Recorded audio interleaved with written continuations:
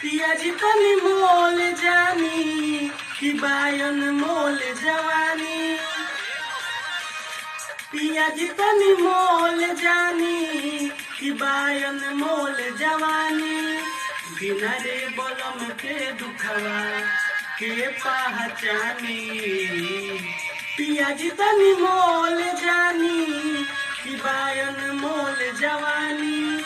पिया जी तनी मोल जानी कि बायन मोल जवानी। सज के या सवर पे हम बैठब कैसे। हाँ बैठब कैसे। अरे रहबा जे बाहरवा हम बैठब कैसे।